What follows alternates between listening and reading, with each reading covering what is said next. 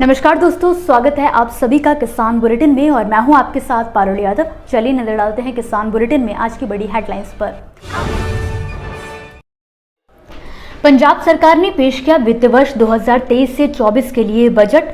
फसल विविधीकरण के लिए आवंटित की 1000 करोड़ रुपए की राशि। पीएम किसान की तर्ज पर सरकार ने लॉन्च की नई योजना। अब किसानों को 6000 रुपए और देगी सरकार। पंजाब के इस विधेयक को राष्ट्रपति द्रौपदी मुर्मू ने दी अपनी मंजूरी। प्रदेश के 11,000 किसानों को होगा लाभ।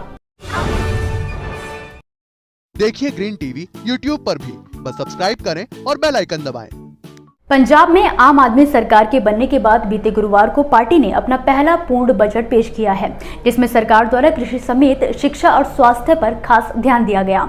आपको बता दें, प्रदेश की आप सरकार ने वित्त वर्ष 2023 से 24 के लिए कुल 1.96 लाख करोड़ रुपए का बजट पेश किया है। वित्त मंत्री हरपाल सिंह चीमा ने बजट पेश करते हुए कहा कि इस वित्त वर्ष सरकार द्वारा कुल बजट का आकार पिछले वित्त वर्ष के मुकाबले 26% बढ़ाकर पेश किया जा रहा है।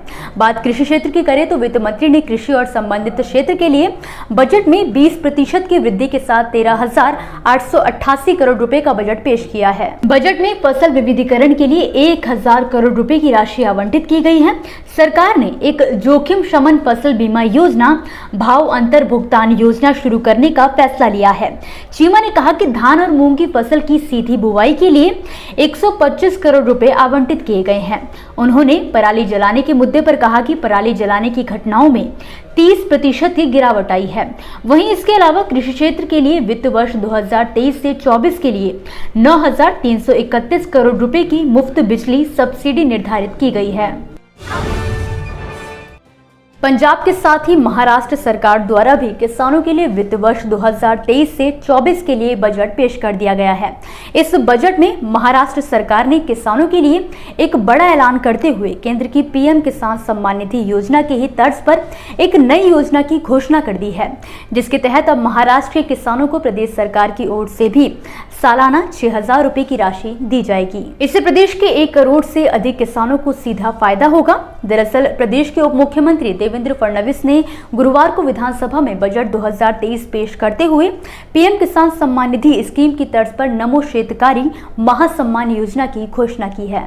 डिप्टी सीएम ने कहा कि इस योजना के तहत राज्य में प्रत्येक किसानों को प्रधानमंत्री किसान सम्मान निधि के तहत मिलने वाले 6000 रुपए के अलावा अन्य 6000 रुपए की धनराशि भी हर साल मिलेगी। हालांकि प्रदेश सरकार पर इसका 6900 करोड़ रुपए का अतिरिक्त भार पड़ेगा।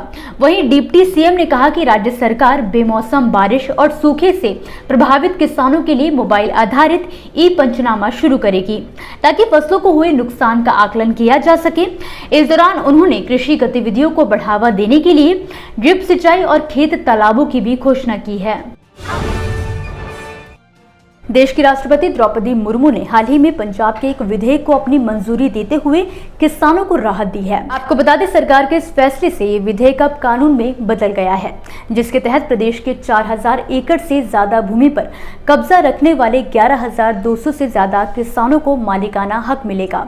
एक अधिकारी ने बताया कि सरकार को उम्मीद है कि ये कानून भूमि जोतने वालों को सशक्त बनाएगा, साथ ही जो समाज में आर्थिक और सामाजिक रूप से कमजोर हैं उन्हें भी मजबूती देगा। एक खबर की माने तो ये किसान बीते कई सालों से जमीन के छोटे छोटे हिस्सों पर खेती करते आ रहे हैं। क्योंकि वो पंजीकृत मालिक नहीं थे, इसलिए ना तो वो वित्तीय संस्थानों से ऋण ले सकते थे और ना ही किसी प्राकृतिक आपदा की स्थिति में उन्हें राहत मिलती थी।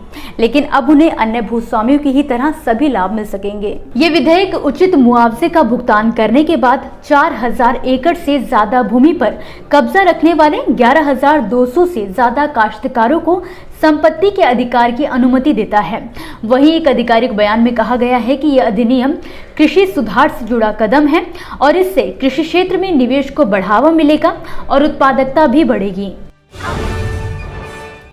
दोस्तों, ये थी वो खबरें जिन्हें हमने आप तक विस्तार से पहुंचाया, लेकिन अब हम बात करेंगे कुछ ऐसी खबरों की जिनके बारे में भी आपके पास जानकारी होना जरूरी है। तो चलिए फटाफट से एक नजर डालते हैं खेती किसानी और कृषि क्षेत्र से जुड़ी आज की छोटी बड़ी अपडेट्स पर।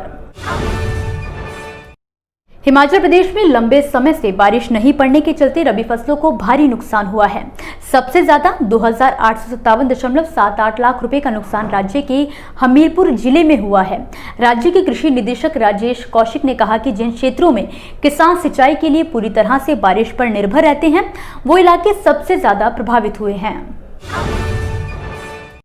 बीते गुरुवार को महाराष्ट्र सरकार ने इस वित्त वर्ष के लिए बजट पेश करते हुए ऐलान किया है कि राज्य के किसान अब मात्र 1 रुपए की खर्च पर पीएम फसल बीमा योजना के तहत मुआवजे के लिए अपनी फसलों का बीमा करा सकेंगे, जबकि बाकी का खर्चा राज्य सरकार द्वारा वहन किया जाएगा।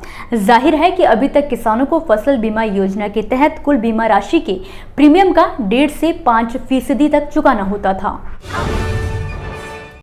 बीते गुरुवार को बजट सत्र के दौरान जोरदार हंगामा देखा गया। विपक्षी पार्टियों ने फसल नुकसान के मुआवजे को लेकर महाराष्ट्र विधानसभा में जमकर हंगामा किया और सदन से वॉकआउट कर दिया। विपक्षी पार्टियों ने मांग उठाई है कि जिन किसानों की फसलें बर्बाद हुई हैं, उन्हें सरकार की तरफ से फौरन मुआवजा दिया जाना चाहिए।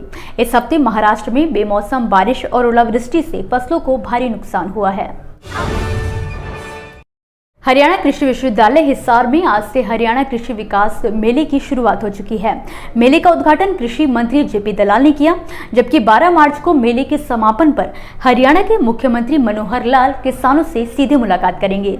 आपको बता दें कि कल यानी कि मेले के दूसरे दिन केंद्रीय राज्य कृषि एवं किसान कल्याण मंत्री कैलाश चौधरी भी मेले में हिस्सा लेंगे। महाराष्ट्र में किसानों को खाद खरीदने के लिए जाति बताने की जरूरत पड़ रही है। इससे किसानों में खासी नाराजगी है। दरअसल ई-पॉज मशीन के सॉफ्टवेयर में हाल ही में कुछ बदलाव किए गए हैं। ऐसे में जब किसान खाद लेने पहुंचते हैं तो उन्हें जो नई जानकारी देनी पड़ रही है, उसके तहत उनसे जाति पूछी जाती है। जाति न बताने पर सॉफ्टवेयर आगे नहीं बढ़ता है। इसके चलते किसानों को फर्टिलाइजर और यूरिया नहीं मिल पा रहा है। इसी के साथ आज के किसान बुलेटिन की बड़ी खबरों में फिलहाल के लिए बस इतना ही। आप मुझे दीजिए इजाजत और देखते रहिए ग्रीन टीवी। नमस्कार। देखिए ग्रीन टीवी यूट्यूब पर भी, बस सब्सक्राइब करें और बेल आइकन दबाएं।